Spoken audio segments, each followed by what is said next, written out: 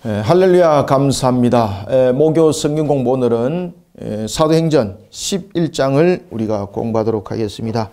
사도행전 11장에 보면은 이방 선교에 관한 부분들이 정당성들이 확보되는 그런 단계 속에서 있었던 예루살렘 교회와 기타 이런 부분들이 등장하게 되는데, 우리가 정당성이라는 것은 우리가 가지고 있는 생각으로서 정당성을 말할 때가 있고, 정당성이라는 것은 또한 그 기준이 어디냐에 따라서 정당성은 달라지죠.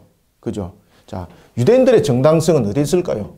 유대인들의 정당성은 신앙에 대해서 정당성을 항상 이야기할 때는 무엇이 결부됩니까? 그렇죠. 유대교, 율법이 항상 이 정당성에 적용이 됩니다. 그런데 예수 그리스도, 우리가 믿음에 관해서 이야기할 때는 이 신앙의 정당성이 어디로부터 성립되는 겁니까? 유대교가 아니고 예수 그리스도를 믿는 믿음이 우리 속에 결부되는 것이죠. 이런 속에서 유대인 사회와 이런 속에, 또는 이 유대인들이 대부분 다 그 당시에 유대인들은 사도도 유대인들이었고 예루살렘 교회에 교인들이 유대인들이었죠. 그죠? 그러다 보니까 그들의 사고는 항상 유대교적 관점을 가지고 있습니다. 그래서 이 정당성 문제 때문에 충돌이 생깁니다. 그래서 하나님께서 이 부분들을 바르게 세우기 위해서 한 사람을 하나님께서 사용하시죠. 그가 누구겠습니까? 그가 10장에서 봤던 바로, 그렇죠, 고넬료입니다. 고넬료는 여러분이 잘 아시는 것처럼 이방인이었고, 이방인 가운데서도 그는 로마인으로서 백부장이었습니다. 백부장이었던 고넬료를 통해서 사도행전 10장에서 이 내용들이 등장하고, 그 다음에 이런 부분에서 충돌이 생길 때에 11장에서 이런 부분들이 이제 충돌이 생기거든요. 충돌이 생길 때에 베드로가 누구를 들고 노는가 하면은 바로 이 백부장 고넬료를 들고 들어와서 11장에서 믿음이 구원에 이른다라는 것을 11장에서 확립을 하게 되는 겁니다. 그러면서 또 한 장소가 등장합니다. 그 장소는 바로 여러분이 잘 아시는 안디옥입니다. 당시에 이제 세계 3대 도시가 있었죠. 그죠? 우리가 이제 보면은 우리가 세계사 공부할 때 보면은 그 세계사 속에서 굉장히 중요한 도시들을 우리가 가르침 받지 않습니까? 고대 사회 속에서 그 당시에 사도 바울이 있던 그 고대 사회 속에서 세계 3대 가장 중요한 하나의 교통과 그리고 문화와 상업을 중심으로 이뤘던 세계 도시가 있거든요. 그 세계 도시 가운데서 하나가 어디겠습니까? 예? 어디겠습니까? 이 본문에 등장하는 바로 안디옥입니다. 그리고 또한 세계 그 3대 도시 가운데서 또 하나가 여러분들이 잘 아시는 로마. 이 로마가 그 세계 3대 도시 가운데서 그 하나로 등장하게 됩니다. 그런가 하면은 또한 알렉산드리아가 그 중심을 이루고 있죠. 그 알렉산드리아는 여러분들이 잘 아시는 것처럼 헬레니즘 문화가 굉장히 그 영향력을 많이 끼치게 되죠. 그죠? 로마 시대는 라틴에 대한 그런 문화거든요. 로마 문화. 그렇지만 여전히 헬라 문화가 지배적으로 영향력을 끼칩니다. 헬라 제국은 그렇게 긴 역사를 가지고 있지 않습니다. 그렇지만은 그 문화라는 것이 그래서 그만큼 중요한 겁니다. 알렉산더가 점령을 할 때에 통일점을 만들게 되는데, 그 통일점이 뭔가 하면 언어입니다. 언어 속에서 문화의 통일을 그가 만들어갑니다. 이것이 처음에 볼 때는 아무것도 아닌 것 같았습니다. 그런데 이것이 나중에 정신적 통일, 사상적 통일, 그 다음에 생활적 통일의 핵심적으로서 연결고리, 카테고리를 형성하게 되는 것입니다. 그래서 우리가 보면 일제시대 때에 일본이 우리나라를 36년을 지배할 때에 제일 먼저 그들이 들고 나왔던 것이 무엇입니까? 두 가지. 첫 번째는 창씨 개명, 두 번째는 언어를 바꾸는 것이었습니다. 그래서 학교에서 한글을 절대 못 가르치겠죠. 그죠? 일본어를 가르치겠죠. 저는 이제 한글을 이제 배워왔으면서 자라왔던 이제 세대고, 제 세대는 또 한문도제들은 이렇게 배우고 그랬었거든요. 그리고 또 주변에, 제가 또 살던 주변에 일본 사람들이 좀 있어가지고, 저는 자라면서 이제 일본어도 좀 이렇게 친구들 가운데서 일본에 살다 온 친구도 있고, 그래서 일본어를 저는 초등학교 때 제법 좀 사용을 좀 할 줄 알았었습니다. 지금은 이제 뭐 다 잊어버렸는데 그 당시에는 일본어를 좀 이렇게 사용을 할 줄 아는 그런 언어를 가지고 있었습니다. 이런 부분에서 알렉산드리아가 굉장히 중요한 역할을 했습니다. 아시겠습니까? 역사 공부하는 것 같은데 이 3대 도시가 세계로 갈 때는 모든 교통은 어디로부터? 그렇죠. 로마로부터. 그래서 교통, 그리고 종교, 상업, 문화 이런 부분들이 이 세계 도시가 중심이 되는 겁니다. 영향력을 끼치게 되는 거예요. 아시겠죠? 그죠? 이 중에서 알렉산드리아는 헬레니즘에 대한 그런 영향력을 우리가 가지고 있다면은 로마는 라틴적 그런 그 하나의 서방 교회에 대한 서방 책에 대한 이제 출발점이 되는 것이죠. 그럴 때 이 안디옥은 여러 가지 측면에서 보면은 특별하게 어떤 뛰어난 부분들이 없다고 볼 수도 있는데 이 부분에서 이 안디옥은 상업적 부분 또는 종교적 부분에서 굉장히 중요한 그러한 역할들을 해 나가는 것을 우리가 볼 수가 있습니다. 자, 이런 곳에 복음이 전거되어졌던 겁니다. 이런 곳에. 그래서 이방인의 선교들의 출발점이 이방인 선교의 출발점이 핵심적 출발점이 어딘가 하면은 바로 이 안디옥이 되는 겁니다. 그것은 뭔가 하면은 교통과 종교와 상업과 문화의 중심틀을 이루고 있었거든요. 그런 측면에서 안디옥이 서임을 받게 되는 것입니다. 그것이 오늘 본문 11장에 등장을 하게 되는 겁니다. 그래서 오늘 본문의 11장을 보면서 이방인의 선교 사역들, 유대 사회와 그리고 이방 사회 속에서 일어났던 그 충돌. 그렇지만 이것은 결국은 믿음으로 말미암아 구원에 이른다라는 그런 확립이 일어났던 것이 핵심적인 장소가 어디였겠습니까? 안디옥입니다. 안디옥. 그래서 우리가 그리스도인이라는 그런 별칭이 이 별칭이었거든요. 그리스도라는 별칭이 어디서 생겨났을까요? 안디옥입니다. 안디옥. 그때에 이 안디옥에서 그리스도인이라는 별칭이 세웠을 때 이 별칭은 좋은 의미가 아닙니다. 조롱하는 의미입니다. 조롱하는 의미. 조롱하는 의미. 그런데 이것이 우리의 값이 되었고 우리의 이름이 된 것이죠. 자, 우리가 이제 본문의 11장 1절부터 오늘 30절까지인데 내용을 보면서 또 설명하도록 하겠습니다. 이 전체적인 흐름과 테마는 아시겠죠? 그죠? 이런 부분들은 그냥 성경을 보면 항상 성경에 보면 이런 그 역사적, 기초적 배경사는 항상 가지고 가셔야 됩니다. 왜냐하면 그 속에서 여러 가지 부분들이 이야기가 주어지거든요. 그래서 이런 배경사들을 다 지워버리고 하게 되면 이해가 되지 않습니다. 왜냐하면 그들 속에서 대화가 있는데 그들 속에 대화들이 다 이 내용들을 담고 있습니다. 자, 1절 봅시다. 유대에 있는 사도들과 형제들이 이방인도 하나님의 말씀을 받았다 함을 들었더니, 자, 여기서 이제 이방인도 하나님의 말씀을 받았다 함을 들었더니 라는 부분에 대해서 이제 예루살렘의 교회들에 대해서 이제 중심적으로 이야기를 하고 있는데, 이 당시에 예루살렘의 교회들이 가지고 있는 예루살렘의 교회들의 특징이 뭔가 하면요. 여러분들, 우리가 그 초대교회 때 최초의 이단이 무슨 이단이라고 그랬습니까? 맞습니다. 애변주의. 이 애변주의는 처음부터 애변주의라는 사상들이 나타나는 것은 아닙니다. 예루살렘 교회가 이런 애변주의 사상을 가지고 있었습니다. 이런 하나의 유대교적 개념, 믿음에 관해서 이야기를 하고 있을 때 제일 먼저 믿음이 이루어지기 위해서는, 구원이 이루어지기 위해서는 예수 그리스도를 믿는 자격이 부여가 돼야 된다는 거죠. 누가 예수를 믿을 수 있는가라는 것입니다. 그래서 유대인화입니다. 유대인화. 유대교적 측면에서 그 모습들이 먼저 성립이 되어야 되는 겁니다. 그렇기 때문에 이들은 구원에 관해서 그 당시에 예루살렘 교회들이 가지고 있는 그 개념과 사상들이 그랬습니다. 이 유대인들이 가지고 있는 유대교적 사상, 율법적 사상을 모두 다 가지고 있었습니다. 그 당시 사도들도 동일했습니다.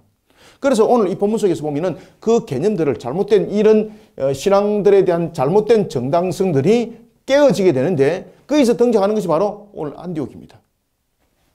그들은 예수 그리스도를 믿는 믿음이 구원이라는 것으로서 말하지 않습니다. 제일 먼저 성립돼야 될 것은 뭔가 하면 유대인화가 되어야 된다는 것이죠. 그렇기 때문에 반드시 율법적 할례를 행해야 된다는 겁니다. 이것은 예루살렘 교회 모두 다 가지고 있던 그 당시 사상들입니다. 아시겠습니까? 그리고 그런 상태 속에서 예수 그리스도를 믿는 믿음. 그래서 원래 처음부터 이것이 이단이다 이렇게 놓은 것이 아닙니다. 이런 애변주의 사상들이 예루살렘 교회에서부터 점점 만들어지고 시작하고, 그리고 이것이 점점 자신들의 나름대로의 조직을 만들게 되고 자신들의 교리가 확정되고 이러면서 믿음에 대한 권능과 충돌이 생기기 시작합니다. 이들이 그러면서 순회를 사역을 하는 겁니다. 순회를 하면서 오직 믿음으로 말미암아 구원을 받는다라는 이것을 흔들어 놓는 겁니다. 아니야, 그건 잘못된 것이야. 이러면서 그 당시에는 순회 교사들이 있었거든요. 교회들을. 그러니까 이 거짓 교사들이 순회를 하면서 자신들이 가지고 있는 이런 사상적 개념들을 전하게 되는 겁니다. 처음부터 이단이야 이렇게 등장한 것 아닙니다. 이들이 가지고 있는 유대리즘 사상 속에서 충돌이 생기면서 자기들이 정당하다는 거죠. 자기들이. 너희들이 지금 잘못 알고 있어. 그러니까 자기들은 오직 그 잘못된 것을 가르치는 사명적 측면을 그들도 띠고 그 일들을 했던 겁니다. 아시겠습니까? 그러면서 이런 초대 교회의 애변주의 사상들이 교회 속에서 제일 먼저 출발점을 이루게 되었고, 그러면서 헬레니즘 문화와 이런 부분들이 함께 곁들여서 나타났던 플라톤 철학 사상이 플라톤적 개념 속에서 나타났던 것이 있는데, 그것이 바로 영지주의가 이 부분들 사상들을 함께 흡수하여서 교회 속에서 애변주의와 영지주의 두 이단이 생존을 하게 되는데, 이 애변주의가 나중에 영지주의의 사상적 개념적 측면에서 흡수돼 버립니다.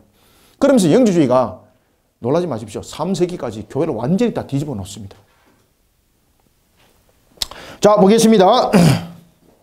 그래서 유대에 있는 사도들과 형제들이 이방인들도 하나님의 말씀을 받았다함을 들었더니, 그들이 볼 때는 이방인은 하나님의 말씀을 받아들일 수 없는 거지 않습니까? 그들이 볼 때는 이방인들이 하나님의 말씀을 받아들이고 구원받을 수 있는 조건은 유대인화가 되는 속에서 문제가 일어나야 되는 것이거든요. 그런데 이런 부분들을 통해서 문제점들이 지금 충돌이 일어난 겁니다. 자, 보십시오. 이방인들도 하나님의 말씀을 받았다함을 들었습니다. 이 내용들이 뭔가 하면 고넬료 이야기입니다. 그때 베드로가 2절, 베드로가 예루살렘에 올라왔을 때에 할례자들이 비난하더라. 그죠? 할례자들이 왜 비난했을까요? 이 할례자들은 누굽니까? 유대인 속에서, 유대교 속에서 율법적 측면을 여전히 주장하고 있었던 자들이었습니다. 이것이 나중에 발전해서 애변주의가 되는 겁니다. 아시겠죠? 이들이 뭐라고 비난하고 있습니까? 3절, 이르되 네가 무할례자의 집에 들어가 함께 먹었다 하니. 그죠? 지금 이 문제가 되는 거죠. 이것은 어떤 의미를 가지고 있는가 하면은 마치 베드로보다도 자신들이 마치 더 뛰어난 그 하나의 개념적 측면에서 지금 이야기를 하고 있는 겁니다. 이때에 베드로가 문제된 것이 무엇입니까? 말씀을 전파한 것이 문제가 됐나요? 아니면은 무할례자들의 집에 들어가서 함께 음식을 먹은 것이 문제가 됐나요? 그렇죠. 말씀을 전한 것은 잘했다는 거예요. 그런데 네가 왜 무할례자에게 들어갔냐? 왜 너가 그 속에서 음식을 먹었냐? 지금 이겁니다. 할례자, 무할례자. 지금 무슨 이야기를 하고 있습니까? 무할례라는 부분에 여러분 딱 그 줄을 쳐놓으세요. 이게 굉장히 중요합니다. 이게 할례를 행했으면 되는데 무할례를 행했다는 거예요. 아시겠습니까? 그러면은 그들과 같이 식탁의 교제를 나누기 전에 예수 그리스도를 믿는 믿음이 앞서기 전에 제일 먼저 무엇이 앞서야 된다는 겁니까? 그렇죠. 유대인화가 먼저 앞서야 된다는 겁니다. 참 기가 막히죠, 그죠? 이제 좀 아시겠죠? 무할례, 할례를 행한 상태 속에서 할례를 행한 속에서 유대교와 같은 이런 유대인화가 된 상태 속에서 믿음을 가지고 그런 상태 속에서 같이 식사를 하는 것은 무난하다는 거죠. 그런데 이들은 무할례를 했다는, 할례를 행하지 않았다는 거죠. 그러면 쉽게 말하면은 지금 유대교로 들어온 부분이 아니라는 겁니다. 초대교회 속에서는 이 기독교를 유대교와 하나의 그 안에 접목된 것으로 보고 있었습니다. 그래서 할례라는 것이 굉장히 그들은 중요하게 여겼던 겁니다. 예루살렘 교회도. 그 당시에는 교리가 지금처럼 교리가 확정적으로 생긴 것이 아니거든요. 그래서 초대교회 때에 사도 바울이 굉장히 중요한 역할을 했던 겁니다. 만약에 초대교회 때에 사도 바울이 이와 같은 교리적 측면을 온전하게 세우지 않았다면 지금 우리 기독교 없습니다. 죄송합니다만. 그런데 더 놀라운 사실은 오늘 본문에 이제 등장하는데 하나님께서 사도 바울을 예루살렘에 있다 다소로 보내버리잖아요. 이게 굉장히 중요한 부분들이 이 속에서 사도 바울이 한 10년 동안 다소에 머물거든요. 10년이라는 머무는 속에서 이 교리가 세워집니다. 이 교리가. 자, 봅시다. 베드로가 그들에게 이 일 자체로 설명하여 이르되 내가 요빠시에서 기도할 때에 황홀한 중에 환상을 보니 큰 보자기 같은 그릇이 네 귀, 귀가 네 개죠, 그죠? 네 귀, 이렇게 보자기 같은 게 이렇게 줄이 이렇게 네 개, 하늘로부터 이렇게 줄이 이렇게 달아서 내려왔다는 거죠. 그러니까 이 모든 부분들은 하나님으로부터, 환상이 하나님으로부터 주어졌다는 것을 지금 강조하고 있는 겁니다. 내 귀에 매어 하늘로부터 내려 내 앞에까지 드리워지거늘 6절 이것을 주목하여 보니, 자, 그러면은 여기서 보면은 유대인들이 보면은 율법에 있어서 불의한 음식이란지 불의한 부분들의 음식을 먹으면 안 되는 거지 않습니까? 자, 이것을 주목해 보니 땅에 네 발 가진 것과 들 짐승과 기는 것과 공중에 나는 것들이 있더라. 7절. 또 들어서 소리 있어 내게 이르되 베드로야 일어나 잡아먹으라 하거늘. 자, 이미 우리가 10장에서 공부했죠, 그죠? 이 부분들은 율법적 측면의 사고가 아니라는 것, 구원은 율법적 개념이 아니라는 것, 구원은 무엇이라는 겁니까? 예수 그리스도께서 우리의 죄를 대속하신 그리스도를 믿는 믿음. 그러면은 보따리 속에 있는 그 부정한 것들은 전부 다 이방인들 뿐만 아니라 그 속에는 모든 인류죠, 그죠? 모든 인류가 구원받을 자격이 있는 것은 예수 그리스도가 우리의 대속을 이뤘기 때문이죠. 그런데 유대교적 개념 속에서는 무엇으로 구분합니까? 세 가지로 구분한다는 거죠. 무엇으로? 아브라함의 혈통으로. 그 다음에 무엇? 그렇지. 할례 언약으로. 그 다음에 무엇?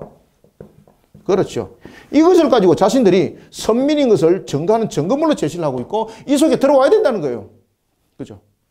그래서 그들이 굉장히 중요하게 여기는 것이 무엇입니까? 할례.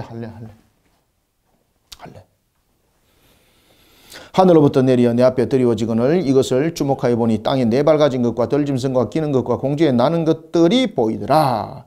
7절. 또 들으니 소리 있어 내게 이르되 베드로야 일어나 잡아먹으라 하거늘. 누가 그렇게 했습니까? 하나님께서 명령했습니다. 그런데 지난주에 우리가 10장에서도 봤습니다만 베드로는 이것을 자신을 시험하는 줄 알고 하나님의 말씀을 거역하는 것이 아닙니다. 하나님의 말씀을 거역한다는 것은 베드로도 하나님의 말씀을 명한 것을 그는 거역하게 되면 하나님으로부터 불의한 자로 여기게 되는 것이고 하나님으로부터 저주받는다는 것을 이미 다 알고 있는 거예요. 그러면 자신은 그것을 무엇으로 느꼈다고요? 자신은 율법 잘 지키는 자인 줄 시험하는 줄 알았다는 거죠. 처음에는. 처음과 두 번째. 근데 세 번째 깨달았다는 거예요. 아시겠습니까? 자기도 처음에 그 율법적 측면을 시험받는 줄 알았다. 그래서 뭐라고 말했습니까? 그것을 어찌 먹습니까? 속되다 하여 내가 어찌 깨끗하지 않은 것을 먹을 수 있습니까? 8절. 내가 이르되 주님 그럴 수 없나이다. 이것은 뭔가 하면은 주님이 틀렸습니다. 이것이 아닙니다. 자신은 율법적 사고 속에서 율법을 잘 지키는 자인 줄 시험받는 줄 알았다는 거죠. 그때 그는 얼마나 그가 똑바로 얘기를 했겠습니까? 주님께서 명령한 것을 그가 완강하게 거부하는 이런 입장이라기보다는 그는 그도 율법 속에 있을 때에 처음에 그런 율법적 개념을 잘 지키는지 안 지키는지 나를 시험한 줄 알았다는 거죠. 그래서 내가 이만큼 내가 율법을 잘 지킵니다. 그러면서 했던 이야기가 뭡니까? 그럴 수 없나이다. 이렇게 했다. 속되거나 깨끗하지 아니한 것을 결코 내 입에 들어간 일이 없나이다 하니 9절. 또 하늘로부터 두 번째 소리내어 이르되 하나님이 깨끗하게 하신 것을 네가 속되다 하지 말라 하더라. 자, 이게 무엇입니까? 자신은 율법을 잘 지키는지 안 지키는지 무엇으로 얘기했다는 겁니까? 하나님께서는 자신을 시험하는 줄 알았다는 거죠. 시험하는 줄. 그럴 때 이 시험에 대해서 자신은 단호했다는 거죠. 그것을 부정한 것을 어떻게 먹을 수 있습니까? 왜? 율법책에 나와 있으니까. 그죠? 네? 율법에 나와 있으니까. 율법에 나와 있으니까. 그런데 이런 율법적 개념은 우리로 하여금 죄를 깨닫게 하고 우리가 죄인인 것을 알게 하는 측면까지가 율법이죠. 그죠? 율법으로서는 구원이 없죠. 그래서 이 율법을 완성하기 위해서 예수께서 오신 이죠. 이것을 그때까지 못 깨달았습니다. 아시겠습니까? 예수님께서 부활하셨음에도 불구하고 완전히 깨닫지 못하는 겁니다. 그냥 그런 과정 속에서 깨어지는 이런 유대적 사고리즘, 유대리즘적 사고가 얼마큼 그들에게 뿌리 깊은가 아시겠죠? 그죠? 그러니까 하물며 우리가 복음을 전할 때도 사람들한테 한 10분 이야기했다. 아이고 답답하네 이 양반아 그것도 뭐라 이러면서 여러분들 그 탄식하지 마시길 바랍니다. 주님과 함께 3년을 함께 공부했고 주님으로부터 이렇게 가르침을 받았고 그런 예루살렘 교회 그들이 나타난 모습 대단합니다. 여러분들 여전히 자신들이 사고 그런 사상 속에서 그들이 있었다는 것입니다.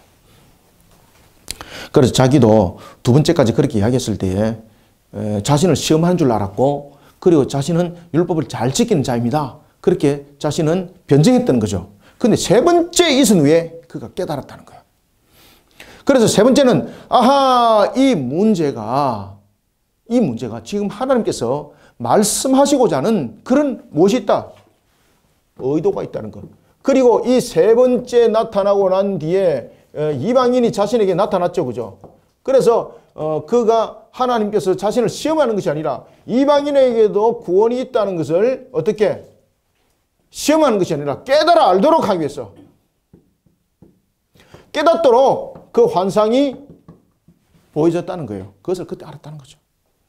그래서 그가 고넬료 집에 갔고, 그래서 그 속에서 그들이 우리처럼 마가다락방의 그런 역사를 또한 하나님께서 나에게 보여줬고, 그리고 그 증인이 6명이나 있다. 6명. 자기가 합쳐서 7명. 그래서 그는 증인을 데리고 왔지 않습니까? 증인들을 6명을 더 데리고 왔습니다.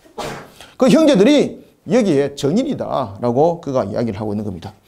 자, 10절, 이런 일이 3번 있은 후에, 3번 있은 후라는 것은 이방인의 구원이 틀림없다라는 하나님의 뜻을 이제 강조하고 있는 겁니다. 베드로가. 이제 아시겠죠? 지금 이런 일이 3번 있은 후에라는 것은 베드로가 지금 무엇을 강조하고 있습니까? 자신도 그때까지만 해도 몰랐다는 거죠. 이방인의 구원. 이 이방인의 구원을 3번째 이와 같이 하고 난데 그때 비로소 깨달았다는 겁니다. 그때에 어떤 일이 있었습니까? 마침 3사람이 유숙한 집에 있었는데 그들이 이방인들이었죠. 그죠? 그래서 베드로가 그것을 확인했었고, 그리고 이 상태 속에서 자신만 혼자 가게 되면 문제점이 생길 수 있는 거죠. 그래서 베드로가 누구를 데리고 왔다는 겁니까? 정인들. 이 정인들은 누구였습니까? 바로 유대인들입니다. 유대인들. 정인들 6명을 데려갑니다. 6명. 6명. 자, 이것을 이제 여러분들, 이런 부분들을 그 당시에 이제 시대적 역사적 상황을 모르게 되면은 이 말씀이 이해 안 됩니다. 그래서 제가 앞에도 말씀드렸던 것처럼 상황적 부분들, 이런 부분들은 충분하게 공부를 하고 들어가셔야 되는 거, 이거. 자, 봅시다. 11절. 마침 3사람이 내가 유숙한 집 앞에 서 있으니 가이사라에서 내게로 보낸 사람이라. 그 3사람이 누구라는 겁니까? 지금 가이사라에서 보낸 사람이라고 이것을 통해서 이방인이다. 이 말이에요. 이방인. 12절. 성령이 내게 명하사 아무 의심 말고 어떻게 하라? 함께 가라. 이방인의 구원에 관해서 함께 가라 하심에 이 6형제도 고넬료 집에 갈 때 베드로 혼자 안 갔죠. 7명 갔다는 이야기죠. 7명 간 이유가 무엇입니까? 완전한 정의입니다. 완전한 정의. 그죠? 7이라는 그 부분들은 유대인들이 가지고 있는 개념 속에서 완전수죠. 그죠? 하늘과 땅 모든 것을 다 합친 수죠. 그래서 6명을 정인으로 데려갑니다. 1명도 아니고 2명도 아니고, 아시겠습니까? 자기까지 합쳐서 몇 명? 정인이 지금 7명이 된 겁니다. 자기 본인도 되지만은 7명. 그러면 이 완전수를 다 채워난 거죠. 그러니까 이 사건에 대해서 정언할 사람이 많다, 차고로 넘친다. 그러니까 반론을 할 수 있다, 못한다. 반론을 아예 못하도록 6명을 데려간 겁니다. 그래서 자기와 함께 합쳐서 완전수를 채워서 간 겁니다. 그렇게 해서 7명이 갔다. 누구 집에? 고넬료 집에. 그 사람의 집에 들어가니, 여기서 고넬료 이름은 지금 계속해서 말합니까? 안 합니까? 계속해서 고넬료라는 사람의 이름을 뺍니다. 지금 의도적으로. 그 사람이라고 말을 하는 겁니다. 왜 그런가 하면 처음부터 고넬료라는 이름을 들었을 때는 반감이 살 수 있는 거지 않습니까? 그죠? 그래서 그 이름을 생략하고 그가 계속해서 이야기를 하고 있는 겁니다. 이런 말을 할 때도 지혜롭게 말할 수 있는 것은 성령께서 베드로에게 그 입을 열기 때문에 지금 지혜롭게 말할 수 있는 거죠. 베드로가 여러분들 이렇게 지혜 있는 사람 아닙니다. 감사하네. 그죠? 자, 12절. 그가 우리에게 말하기를 천사가 내 집에 서서 말하되 네가 사람을 요바에 보내어 베드로라 하는 시몬을 청하라. 자, 그러면은 고넬료의 말을 지금 인용하는 거죠. 10장에. 고넬료가 자신과 그리고 고넬료 사이에 지금 중간에 누가 있다는 것을 이야기를 하고 있습니까? 하나님. 지금 베드로가 지금 이 환상의 사건을 통해서 10장에서도 제가 말씀드렸죠. 그죠? 이 환상의 사건을 통해서 베드로와 고넬료가 지금 이 환상을 통해서 서로를 지금 알게 되는 거예요. 지금 이 부분들의 환상을 통해서 알도록 한 것이 누굽니까? 이 중간에 누가 있다는 이야기입니까? 하나님께서 베드로를 통해서 알게 하시고 고넬료를 통해서 알게 하시고, 그러니까 고넬료도 베드로에 대해서 그 이름을 알죠. 그죠? 이런 일들이 성령의 역사를 통해서 일어났다는 겁니다. 그 이야기를 딱 이야기를 하는 겁니다. 자, 14절부터 봅시다. 여기서 그는 고넬료를 말하고 있죠. 오직 하나님의 은혜로 말미암아 복음을 듣고 구원받은 자. 그가 바로 그가입니다. 고넬료. 그가 너와 네 온 집이 구원받을 말씀을 네게 이르리라 함을 보았다 하거늘. 내가 말을 시작할 때에 성령이, 자, 누가? 성령이 그들에게 임하시기를 처음 우리에게 하신 것 같이 하는지라. 어떤 사건을 말하고 있는 거예요? 마가다락방 사건.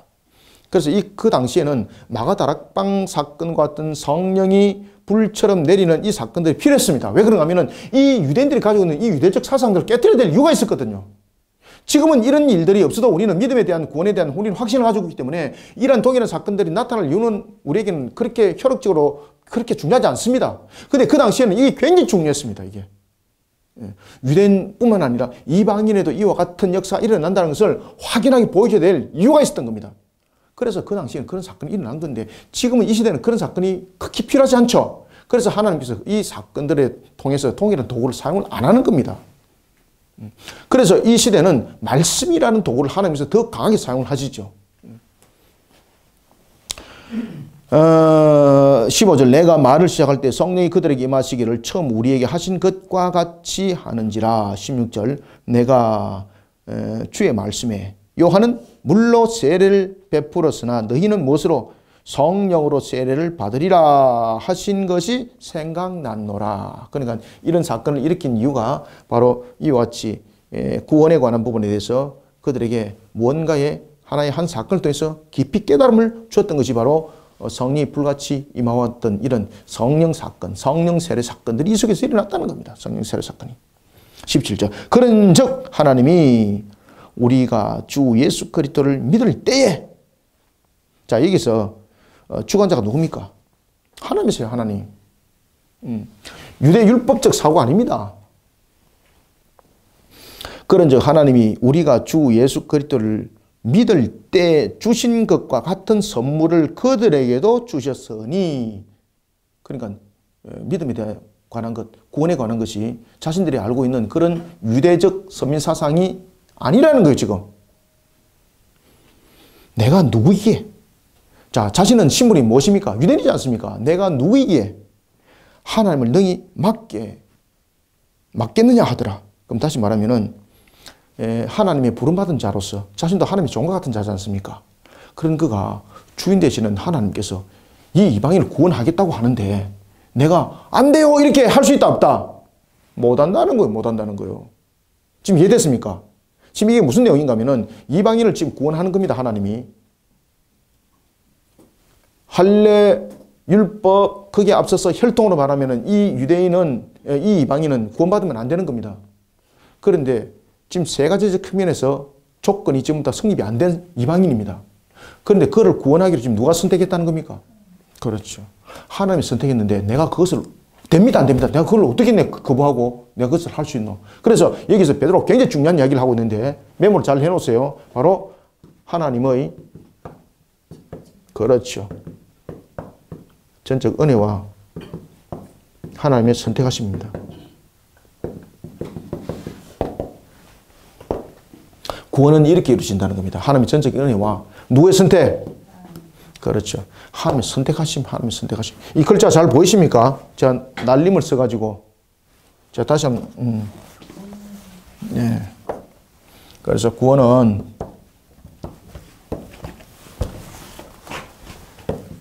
하나님의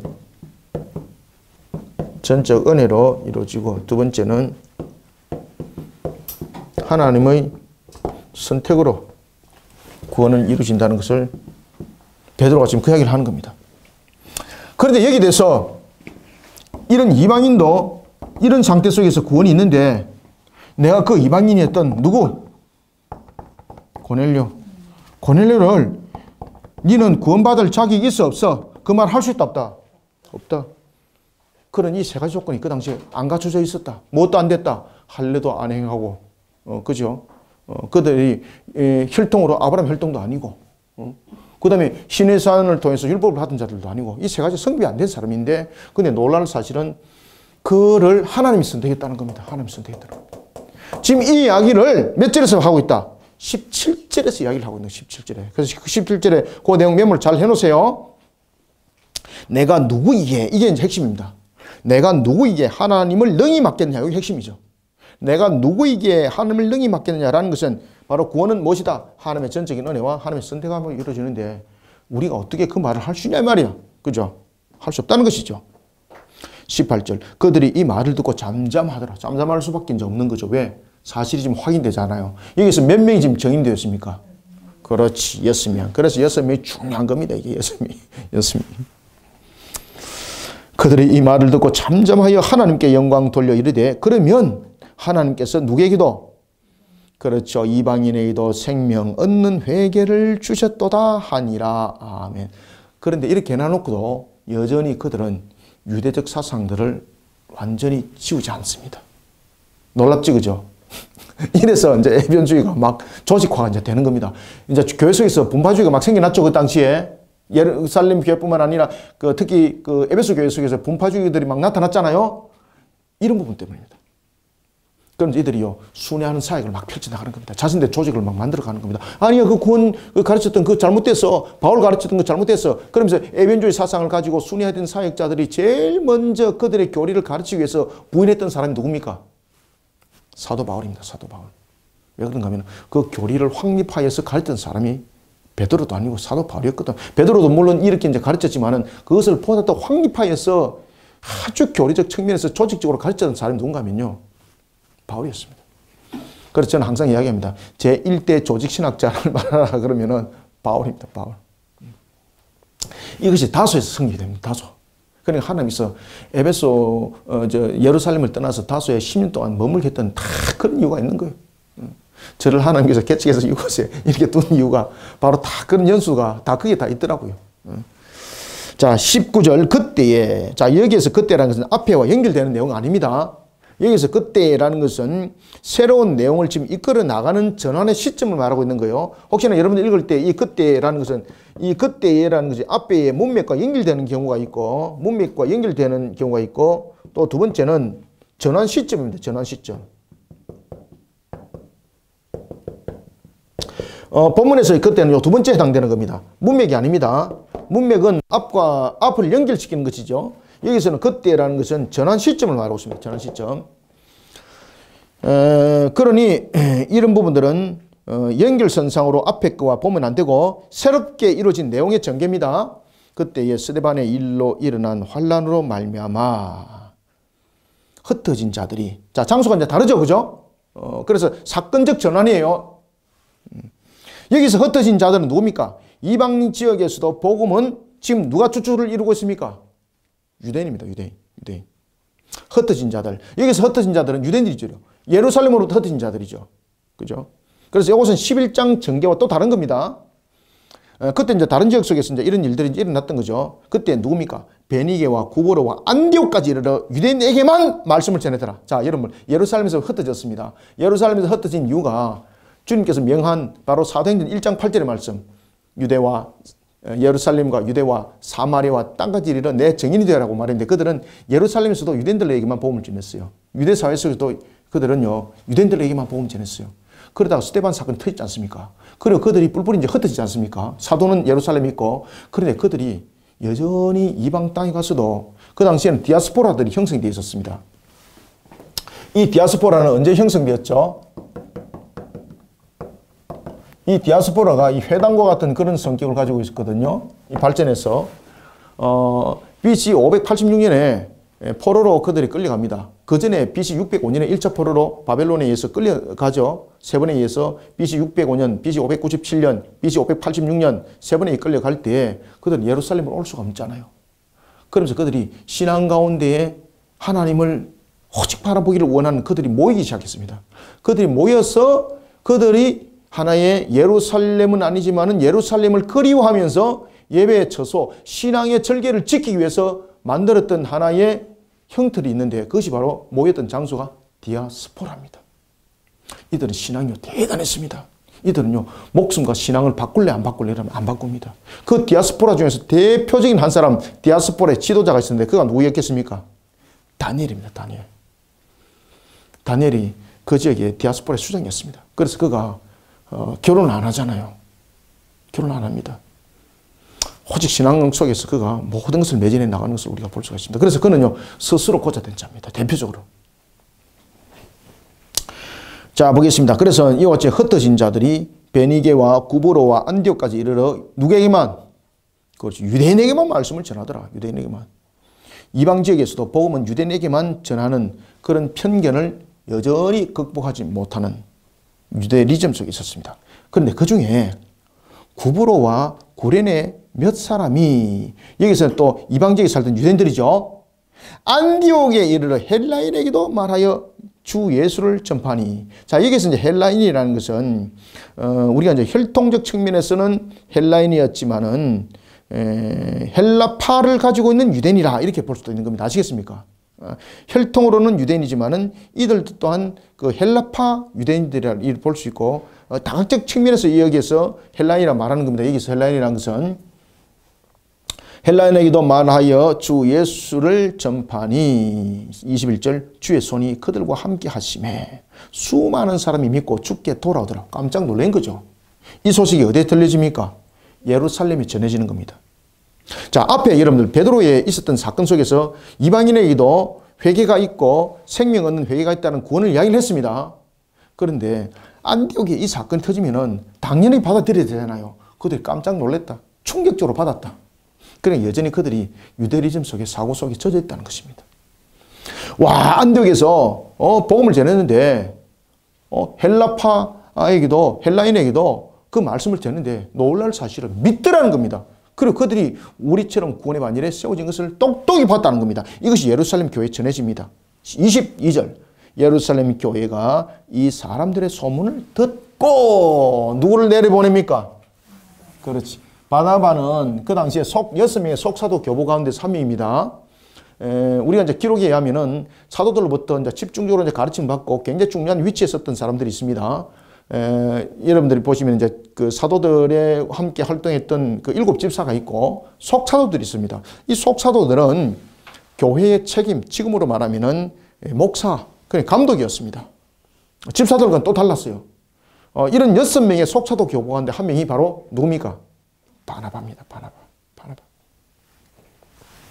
바나바는 사도행전에 여러분 나타나고 있는 것처럼 누구의 외삼촌입니까? 그렇죠.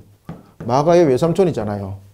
굉장히 부유했죠. 자신의 재산을 다 팔아서 가난한 자를 구제하면서 오직 복음에 전력했던 자. 많은 사람으로도 존경받았습니다. 인격적으로도 훌륭했습니다. 그는 품는 사람이었거든요. 바나바가 분쟁을 일으킨 적이 없습니다. 근데 바나바가 성경 기록에 딱 한 번 분쟁이 일어났죠. 나중에 뒤에 가면은 마가 사건의 문제가 불거진 겁니다. 1차 전도 여행 때 마가가 중간으로 쇠버리죠. 이 문제 때문에 제2차 전도 여행 때도 바나바는 여전히 마가를 품는데 베드로가 용납 안 되는 거죠. 여기서 분쟁이 일어나면서 바나바는 자신의 조카 마가를 데리고 전도 여행을 떠나고, 베드로는 누굴 데리고? 실라를 데리고 전도 여행을 떠나면서 유럽의 최초 교회 빌립보 교회가 그때 세워지게 되는 겁니다. 이 속에도 기가 막힌 하나님의 간섭함이 있었던 거죠. 그죠? 이 속에서 복음을 더욱더 확장시켜 나가는 하나님의 방법이 이 속에 있었던 것입니다. 자, 바나바라는 사람이 있었습니다. 이름 바나바. 24절. 바나바는 어떤 사람인가? 착한 사람이요. 여기서 착한 사람이라는 것은 율법을 진짜로 하나님의 말씀을 잘 지키고 하나님의 말씀대로 살아가기를 몸부림쳤고 그리고 그렇게 지켜 준행할 뿐만 아니라 많은 사람들로부터도 어떤 사람? 인정받는 사람, 인정받는 사람.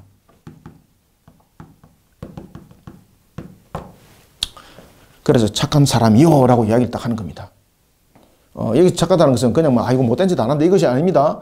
여기서 착한 사람이라는 것은 그가 어떤 사람이라는 겁니까? 경건한 사람. 율법을 지키기를 아주 지키기를 경건한 사람. 그리고 사람들로부터 인정받는 사람. 그 바나바. 그 바나바를 파송한 겁니다. 바나바는 착한 사람이요 성령과 무엇이? 믿음이 충만한 사람이라 이에 큰 무리가 죽게 더하여 지더라. 바나바를 보내면은 분명히 알 수 있다는 거죠. 바나바는 편견을 안 한다는 거죠.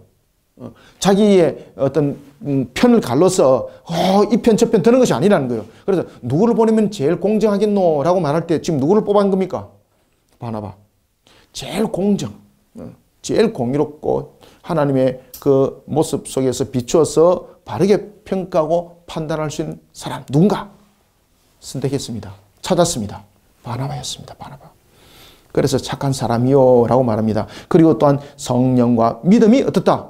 충만한 사람. 자, 여러분, 성령과 믿음이 충만한 사람이라는 것은 그가 잘못된 오판을 할 수 있다 없다? 그가 자기 나름대로의 생각과 편견으로서 그 일들을 할 사람이 아니라는 거예요. 성령에 충만하다는 것은 뭔가 하면 하나님의 다스림을 받는 자. 그를 보냈습니다. 25절. 그러면서 안디옥에 머물면서 그 보고를 하게 만들고, 그리고 또한 안디옥에 머물면서 그 일들을 보게 만듭니다. 이때에 바나바가 다소에 있는 사울을 찾아갑니다. 바나바가 왜 그렇게 했을까요? 안디옥에 있으면서 이방인들도 복음을 듣고 회개하고 돌아온 것을 본 거예요. 그러면 이 바나바의 머릿속에 무엇이 떠올랐겠습니까? 이야, 하나님이 이방인도 우리로 하여금 구원의 반열에 세운다는 것을 확인하면서 바나바 머릿속에 딱 떠올랐던 것이 뭔가 하면은 이방인의 사도가 떠올랐습니다. 바나바는 하나님께서 그 당시에 사울이죠. 사울을 이방인의 사도로 세운 것을 알고 있었거든요. 사울이 자기 입으로 이야기했잖아요. 하나님께서 나를 이방인의 사도로 세웠다. 내가 스스로 사도된 것이 아니다. 이것을 바나바가 기억을 한 겁니다. 이방인의 전도가 되는 것을 보고, 이 바나바가 이방인의 사도를 떠올렸던 겁니다. 이것도 그가 어떤 사람이기 때문에 그렇게 떠올랐습니까? 오늘 본문에 보면 성령의 충만한 사람. 그래서 그가 어디를 갔습니까? 사울을 데리러 다소로 갔습니다. 다소. 있을 수 없는 사건이죠. 만약에 다른 사람이었다면 다소 안 갑니다, 여러분들. 그래서 하나님께서는 그 사람을 쓰실 때에 성격도 쓰고 환경도 쓰고 다 사용해요. 어떨 때는 좀 소심한 성격이 있는 사람은 소심한 대로 하나님께서 그렇게 쓰시고요. 또 어떤 사람들은 굉장히 활달하게 움직이지 않습니까? 그러면 그런 사람들 나름대로 하나님이 방향을 통해서 사용을 하시는 거예요. 이 부분에서 사울을 품어서 데려올 수 있는 사람은 누구였다? 바울에는 없습니다. 바울에는. 아시겠습니까? 그러니까 바울은 다른 사람을 함께 동력 이루고 다른 사람을 세워지고 이것을 그는 굉장히 기뻐했습니다. 우리가 성격에도 보면은 자기가 막 선대에 나가서 그냥 탑에 오르려고 하는 성격이 있고 함께 간출해서 잘 동력을 이루면서 나가는 성격도 있죠. 그죠? 바나바는 어떤 성격이다? 동력을 이루어서 함께 가는 것을 기뻐하는 성격이었습니다. 그러니 하나님이 바나바를 통해서 사울을 데려오게 만드는 거예요. 그때에 사울이 어디에 있었습니까? 다소에 있었는데 이때 다소는 섬이었거든요. 섬. 그렇지만 이 섬도 그냥 외톨이 섬이 아니고요. 아주 상업으로 발달되어 있고 하나의 도시입니다. 그리고 이 도시가 우상이 굉장히 만연한 곳입니다. 근데 하나님께서 사도 바울을 그곳에 딱 둡니다. 몇 년? 그렇지. 약 10년을 그곳에 둡니다. 와. 여기서 그가 못했겠습니까? 이 속에서 그가 사도로서의 교리적 문제를 여기서 확립을 하게 됩니다. 확립을 하게 됩니다. 그러면서 그가 13권의 서신서를 쓸 수 있는 그런 기초적 문제들이 그 속에서 다 만들어졌던 것입니다. 바나바가 사울을 찾으러 다소로 가서 사울이 하나님으로부터 이방인의 사도로 부름받았다는 것을 그는 명백히 알고 있었다는 겁니다. 그러면서 26절 만남에 어디로 데려왔습니까? 안디옥으로 데리고 와서 둘이 교회에서 1년간 모여 큰 무리를 가르쳤다. 여러분들, 다른 사도들보다도 바울이었기 때문에, 사울이었기 때문에 이 부분들이 성립이 되는 겁니다. 다른 사도들이 이런 모습 속에서 가르칠 수 있는 그런 교리적 측면, 조직적 측면에서 가르칠 수 있을 정도로 율법에 뛰어나고 이것을 믿음의 교리로서 가르칠 수 있는 그만한 사람이 없었습니다. 그래서 바나바 올 때에 이 일들의 적격자가 누구였다는 겁니까? 사울이 적격자라는 것을 그는 깨달아 알았다는 것입니다. 그래서 교회에 1년간 모여 큰 무리를 가르쳤고 제자들이 안디옥에서 비로소 그리스도인이라 일컬음을 받게 되었더라. 이것은 안디옥의 불신자들이 그리스도의 추종자들을 그렇죠. 조롱하는 측면에서 붙인 별명입니다. 이게.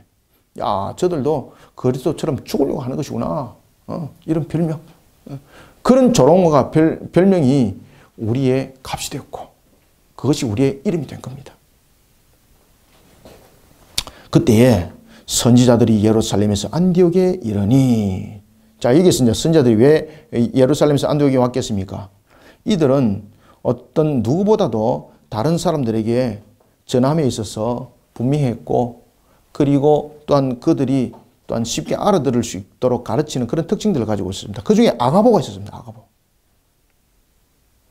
그때 아가보라는 사람이 예언을 하게 되는 거죠. 하나님께서 그 입을 열어서 예언하게 되는데, 그것은 바로 큰 흉년에 관한 예언입니다. 우리가 이제 사도행전을 보면은 예루살렘에 두 번의 큰 흉년이 임합니다. 그때에 이 흉년이 임했을 때 예루살렘 지역에 예루살렘 교인들이 매우 삶이 힘들었습니다. 이때 나타난 것이 바로 뭔가 코이노니아입니다. 구제. 그 당시에는 구제가 우리가 지금 펼치는 그런 구제가 다릅니다. 그 당시에 이 구제는 뭐가 관계가 있는가 하면은 구원론과 관계가 있습니다. 구원론과. 그래서 구제는 필수였습니다. 필수. 선택이 아닙니다. 선택이. 28절 그 중에 아가보라 하는 한 사람이 일어나 성령으로 말하되 천하에 큰 흉년이 들리라 하더니 글라우디오 때에 그렇게 되니라. 그때 예루살렘에 아주 큰 흉년이 임해야 되는 겁니다. 29절 제자들이 각각 그 힘대로 유대에 사는 형제들에게 부조를 보내기로 작정하고, 예루살렘 교회입니다. 이게. 그래서 이제 예루살렘 구제가 예루살렘 교회 구제가 두 번 일어납니다. 이제 첫 번째 구제에 대해서 이야기를 하는 겁니다. 첫 번째 구제와 두 번째 구제는 다릅니다.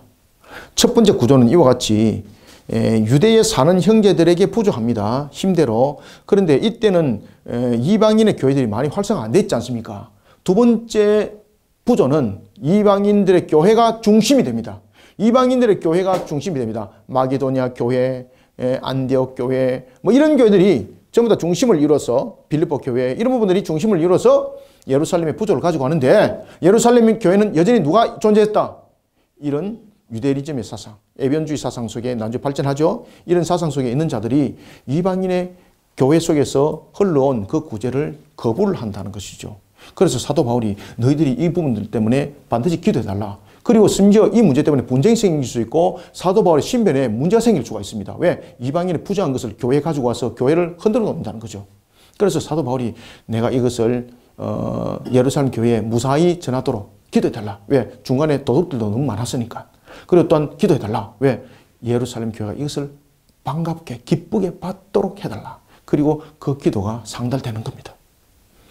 자, 이런 첫 번째 구제 이제 보겠습니다. 그래서 29절 제자들이 각각 그 힘대로 유대에 사는 형제들에게 부조를 보내기로 작정하고, 그 당시에 여러분 구제라는 것은 단순하게 그냥 연약하고 어려움 속에 있는 사람 돕는 것이 아닙니다. 구원론과 연결되어 있었습니다. 그 당시에는 이 부분들이. 그래서 우리가 이제 4세기 신학자고 보면은 요한 크리소스모스가 이런 구제에 관한 부분들에 대해서 내용을 엄청나게 많은 이야기를 하고 있거든요. 이 부분들은 이 당시에 구제라는 것은 구원론과 굉장히 중요한 사상을 가지고 있었습니다. 예수 그리스도를 믿는 믿음 속에 있는 자들이 구제하는 일에 결례한다면은 그것은 구원받은 자가 아니라라는 것을 확증하는 것이다라고 말할 정도로 구제를 굉장히 중요하게 여겼습니다. 그래서 구제라는 것은 당연하게 그 생명들을 돌아보는 측면과 함께 연결되어 있는 겁니다. 30절 이를 실행하여 누가 그렇지 바나바와 사울의 손으로 장로들에게 보내니라. 아멘. 그 당시 이제 예루살렘의 교회가 다른 이방 지역의 교회와 달랐던 것은 장로들이 지금 존재하고 있습니다. 그것은 예루살렘의 교회가 어느 정도 조직체계가 구축되었다는 것을 말하고 있고, 예루살렘 교회가 장로들 중심으로 지금 움직이고 있다는 겁니다. 그 중에 수장이 누군가 하면은 야고보였습니다. 예수님의 젖동생 야고보가 수장으로서 그 역할들을 감당하고 있는 것을 우리가 볼 수가 있습니다. 자, 오늘은 우리가 11장 여기까지 하겠습니다. 그래서 11장에서는 굉장히 중요한 것은 뭔가 하면 이방인의 선교가 어떻게 정당한가, 그 이방인의 선교의 정당성이 확보되는 11장의 장면이었고, 그 중에서 안디옥 교회가 안디옥 지역이 대표적으로 나타나게 되는 거죠. 그리고 이제 안디옥 교회의 설립에 관한 부분들이 11장을 통해서 증거되고 있습니다. 이 내용들을 여러분들이 여러분들 묵상하셔야만이 또 일어나고 있는 13장의 내용들과 또 깊은 관계를 가지고 있는 예루살렘 교회에서 파송이 되는 거죠. 안디옥 교회에서 파송이 되는 거죠. 바나바와 바울이 파송이 되는 그 장면들이 함께 연결되니까 오늘 11장을 여러분이 잘 공부를 하시고 잘 묵상을 하셔야 됩니다. 자, 오늘은 여기까지 하겠습니다. 감사합니다. 수고하셨습니다. 하나님 감사합니다. 주님께서 오늘도 우리에게 베푸시는 은혜 가운데에 사도행전 11장을 공부하였습니다. 이방인 선교의 정당성의 확보와 그리고 또한 예루살렘 안디옥 교회의 설립에 관한 부분들을 우리가 공부하였습니다. 성령께서 바나바를 사용하셨고 그리고 또한 다소 있는 사울을 불러 이제 이방인 선교에 전력을 다하는 그 모판을 그 모든 힘들을 심는 것을 우리는 보았습니다. 하나님께서 우리에게 주신 말씀대로 한 교회가 심어지고 세워지고 또한 그리스도인들이 심어지고 세워진 것 주님의 뜻을 이루고자 하는 것이오며 이 시대를 향하여 하나님의 뜻을 이루는 땅끝까지 이르는 정인으로서 우리 교회가 우리 성도가 내 자신이 쓰임받게 하여 주옵소서. 심겨진 자로서 그리고 또한 심겨진 교회로서의 그 역할들을 온전히 감당하지 못했을 때는 우리에게 징책이 반드시 있다는 것을 또한 깨닫고 주님이 주신 사명을 기쁨으로 감당할 수 있도록 우리를 깨어 달려가게 성령님 도와주옵소서.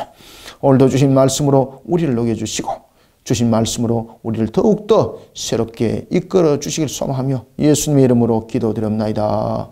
아멘.